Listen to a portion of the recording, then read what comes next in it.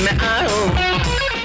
ये है वो शो जहां हम आपको दिखाते हैं स्टार्स की रियल लाइफ के पीछे छिपी रियल जिंदगी की कहानी। आज बात करेंगे 90s के दशक की एक ऐसी एक्ट्रेस की जिसने अपनी अदाओं, एक्सप्रेशंस और डांस मूव से सबका दिल जीत लिया था। जी हाँ, बात हो रही है रंभा की, जिनका असली नाम है विजय लक्ष्मी। जब से तुमको देखा है मेरे दिल की धड़कन। रंभा का जन्म विजयवाड़ा, आंध्र प्रदेश में हुआ। जब वो सिर्फ 7वीं क्लास में थी, तब उन्होंने स्कूल के एक नाटक में देवी का किरदार निभाया और यहीं से उन्हें फिल्मों की दुनिया का रास्ता मिला। मलयालम फिल्म डायरेक्टर हरिहरन ने उन्हें पहली बार नोटिस किया और फिर 16 साल की उम्र में उन्होंने मलयालम फिल्म सरगम से डेब्यू कर लिया।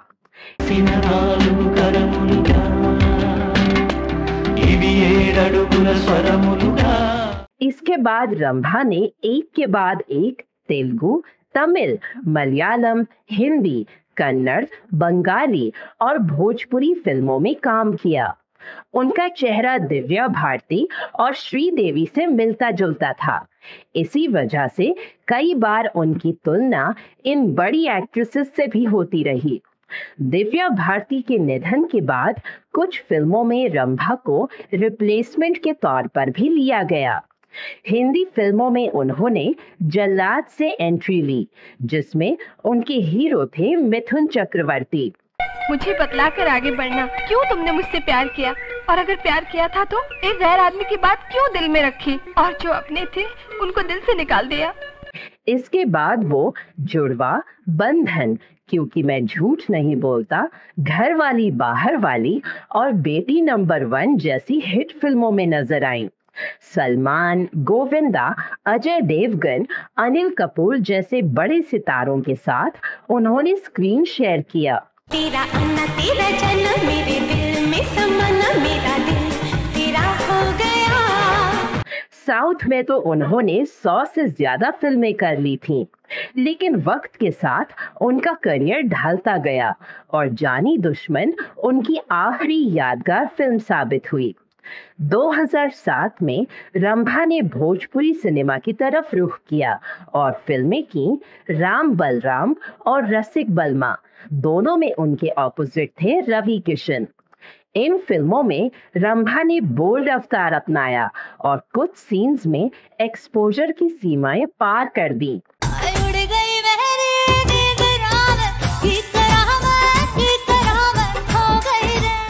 दर्शकों के लिए ये चौंकाने वाला था, लेकिन उन्होंने ये साबित किया कि वो किसी भी किरदार से डरती नहीं है। अब आते हैं गॉसिप पर। रंभा और रवि किशन के अफेयर की चर्चा भी खूब हुई। दोनों की केमिस्ट्री सिर्फ ऑन स्क्रीन नहीं बल्कि ऑफ स्क्रीन भी झलकने लगी।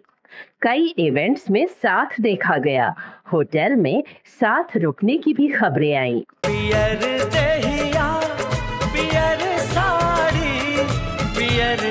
हालांकि दोनों ने कभी इस रिश्ते पर कुछ कहा नहीं, लेकिन इंडस्ट्री में इनकी नजदीकियों की चर्चा आम हो गई थी।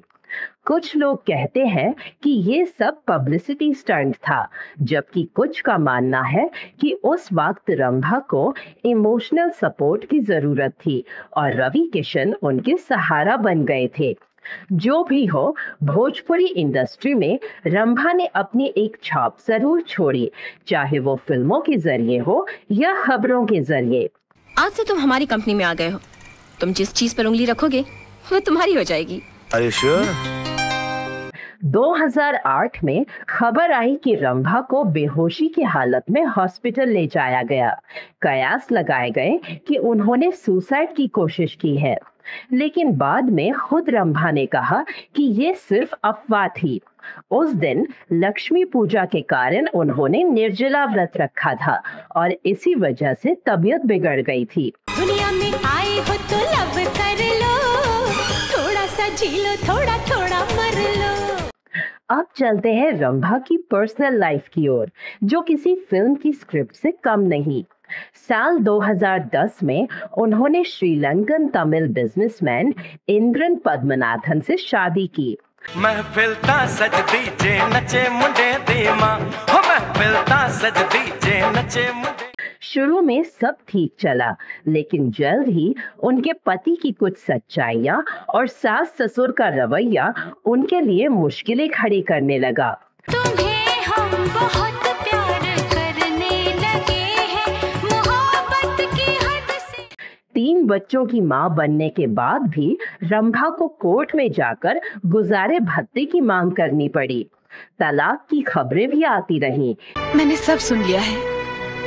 बच्चा मेरे पास रहे या आपके पास, बात तो एक ही है। लेकिन हर बार रंभा ने रिश्ते को एक और मौका दिया, शायद बच्चों की खातिर या उस उम्मीद के साथ कि सब कुछ फिर से ठीक हो जाएगा। हाँ, अनजाने में आपके साथ शादी करके काजल दीदी के साथ मैंने बहुत अन्याय किया है।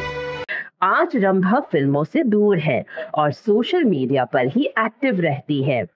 इंस्टाग्राम पर वो अपने महंगे घर और बच्चों के साथ तस्वीरें शेयर करती है। याला याला बल्ले बल्ले, याला याला बल्ले बल्ले। लेकिन इन तस्वीरों के पीछे एक अधूरी और संघर्ष से भरी कहानी छुपी है, जो शायद सिर्फ वही जानती है।